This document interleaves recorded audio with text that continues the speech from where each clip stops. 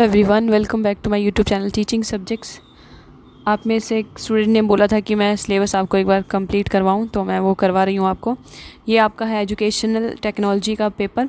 ये आपका एक सब्जेक्ट है, 10 सब्जेक्ट होंगे टोटल आपके पास, उसमें से एक सब्जेक्ट आपका ये है।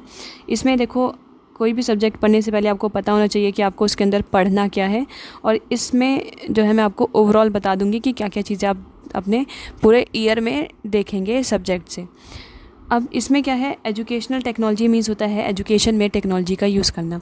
टेक्नोलॉजी का यूज़ करना मतलब कि टीवी के माध्यम से हो गया आपका, कोई मूवी दिखाकर, डीवीडी, सीडी, ये आपका मॉनिटर मतलब कि कंप्यूटर का यूज़ करके जब आपको कोई चीज़ बच्चे को पढ़ानी है तो वो कैसे पढ़ाएंगे, क्या क्या चीज़ें आप यूज़ कर सकते हैं।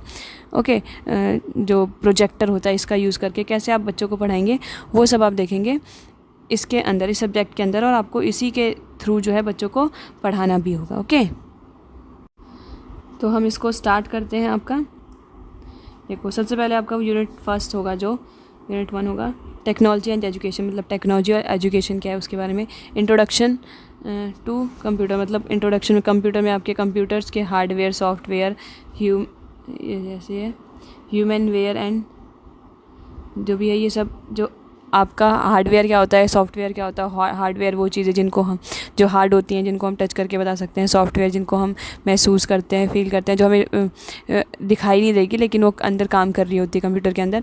तो वो आपको देखो, इसके ऊपर तो एक क्वेश्चन पक्का बनता है कि हार्डवेयर क्या है, सॉफ्टवेयर क्या है। ओके, तो ये वाला तो अच्छे से आपको टॉपिक करना है। इसके पूरे आपको पॉइंट बनाने हैं कि हार्डवेयर ये है, ये सॉफ्टवेयर है, इसमें 1 2 3 पॉइंट, 1 2 3 पॉइंट ऐसे करके आपको इसको अच्छे से करना होगा। तो इंपॉर्टेंट चीज़ें ही बताती रहूँगी जो आपको ध्यान में रखनी है। उसके बाद है स्टोरेज मीडिया, कि आप किस तरीके से किसी भी डाटा को स्टोर कर सकते हैं। आप टेक्स्ट बुक में लिख कर, optical device like CD ROM, DVD, blue रे, पेन ड्राइव, इन सब का यूज़ करके आप कोई भी इंफॉर्मेशन को स्टोर कर सकते हैं, मीडिया को। ओके, फिर है कंप्यूटर स्किल्स।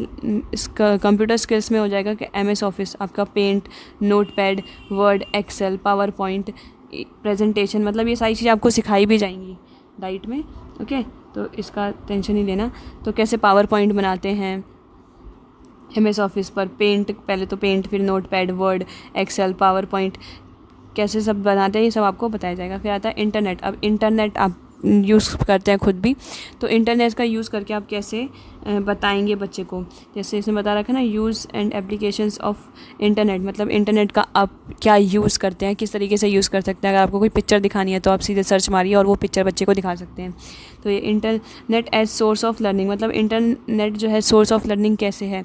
तो ये जो है, आपको कोई भी इन्फॉर्मेशन, कोई भी वीडियो को तुरंत आपको दिखाना है बच्चे को, तो वो आपको प्रोवाइड कर देगा। तो किस तरीके से इंटरनेट आपका एजुकेशन में यूज़ होता है उसके बारे में यहाँ पे आपको बताना होगा।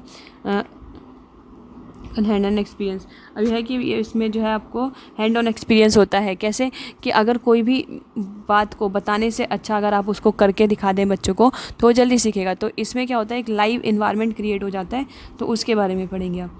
फिर educational technology, meaning, types of फंडा, ये फंक्शन एंड स्कोप्स हैं। तो एजुकेशनल टेक्नोलॉजी का मीनिंग, टाइप क्या होते हैं, इन सब के बारे में पढ़ेंगे आप।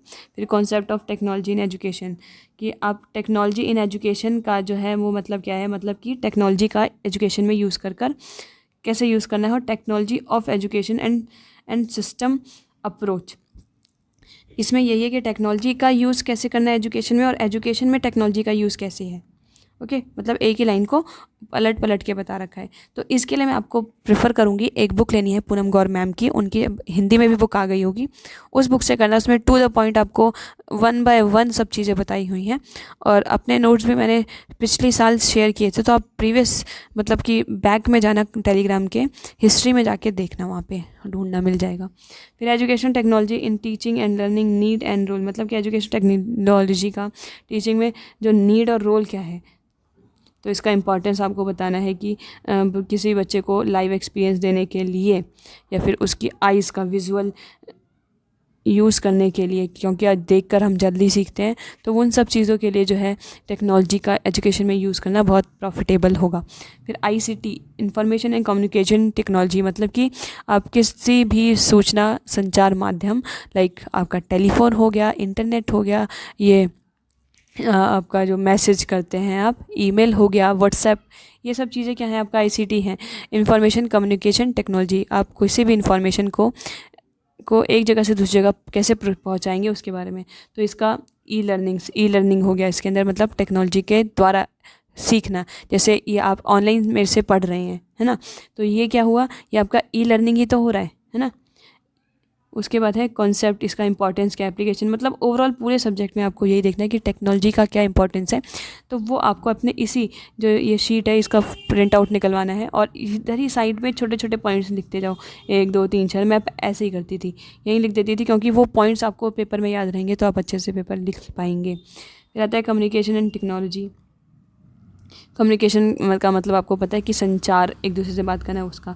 फिर कम्युनिकेशन का मीनिंग क्या है, कॉन्सेप्ट एंड कम्युनिकेशन साइकिल। वो होता है ना कि एक श्रोता होता है, एक स्पीकर होता है, एक मैसेज होता है, उसको फिर सेंड करते हैं, सेंड करने का मीडियम होता है, फिर जो रिसीव करने वाला होता है श्रोता, तो और फिर उसके बाद वो आंसर करता है तो फीडबैक होता है उसका। तो ये जो साइकिल होता है उसके बारे में यहाँ पे बताया हुआ।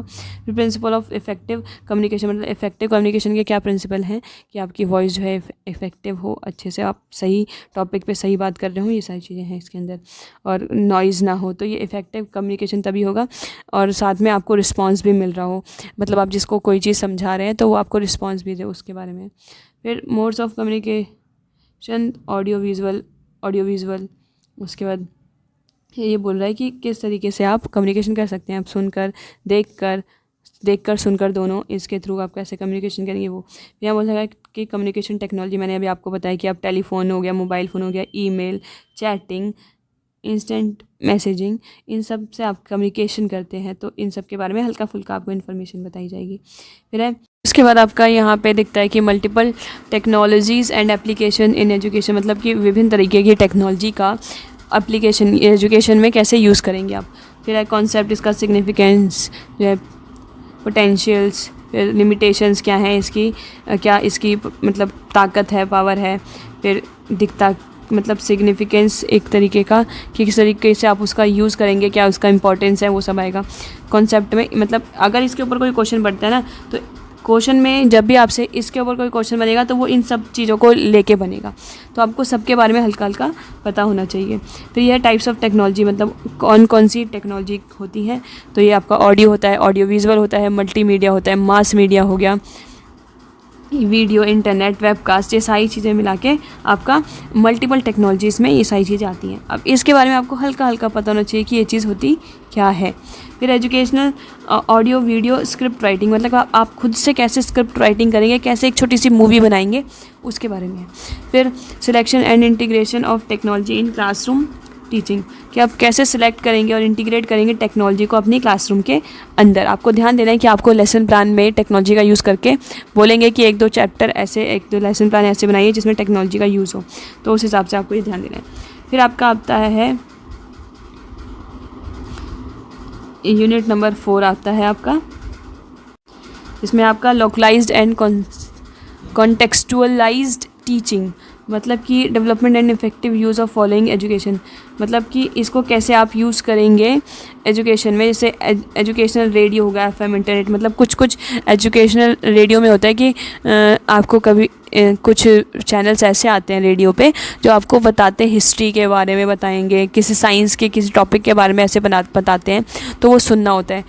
तो उनके बारे में कुछ मतलब आपको याद रखना है कि कौन कौन से वो होते हैं, लाइक उस सीरीज़ का क्या नाम है, उस सीरियल का क्या नाम है जो ऑडियो में आपको एजुकेशन देता है, तो ये टीचर्स आपको बता ही देंगे इसमें। तो एजुकेशनल टेलीविज़न मतलब कि टीवी, CCTV, इन सब का यूज़ करके आप देखेंगे कि टीवी पे भी क्या होता है, कभी कभी ऐसे आते हैं, मतलब साइंस वाले टॉपिक्स को क्लियर करवाते हैं टीवी पे भी, तो उसको आपको यूज़ करना है कैसे, वो है डिस्प्ले बोर्ड हो गया आपका, ब्लैक बोर्ड हो गया, प्लैनल बोर्ड हो गया, अब पैक बोर्ड हो गया, ये सारी वाइट बोर्ड, इन सब के बारे में आपको हल्का हल्का पता होना चाहिए कि डिस्प्ले बोर्ड किस तरीके के होते हैं। डिस्प्ले बोर्ड मतलब कि बोर्ड होना एक, ओके। अब बोर्ड होना और डिस्प्ले करना मतलब उस पर आप कोई चीज़ आप दिखाते हैं, जैसे कि आपने देखा होगा प्रिंसिपल रूम में भी एक बोर्ड होता है। इसके अलावा आपका जैसे नोटिस बोर्ड होता है ना, उसी टाइप का कोई बोर्ड है।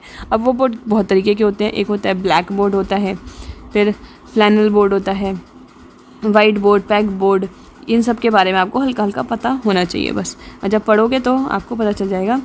बुक ले लेना पूनम गौर मैम की, उसमें क्लियर करा होगा। अगर वो हिंदी में आ गई होगी तो ही लेना, और अगर आप इंग्लिश मीडियम के तो इंग्लिश में तो बुक ऑलरेडी है। आपको पूरा चैप्टर क्लियर, पूरा सिलेबस क्लियर हो जाएगा उसमें।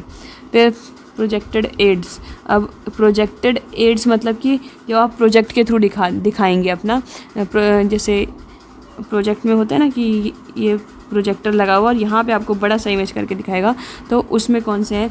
ओवरहेड प्रोजेक्टर, OHP मतलब ओवरहेड प्रोजेक्टर हो गया। अब विजुअलाइज़र, डॉक्यूमेंट कैमरा हो गया, मल्टीमीडिया प्रोजेक्टर हो गया, LCD, DLP। ये प्रोजेक्टर का कैसे यूज़ करना है उसके बारे में होगा। फिर है ऑडियो विजुअल रिकॉर्डिंग, मतलब कि रिकॉर्डिंग आपको कान में से ऑडियो विजुअल मतलब जो दिखाई दे और सुनाई दे वैसी रिकॉर्डिंग्स का use. Recording player, digital still camera, फिर digital video camera. Still camera मतलब जो स्टिल पिक्चर्स आपको दिखाए, और डिजिटल वीडियो कैमरा मतलब जिसमें वीडियो बने आपका।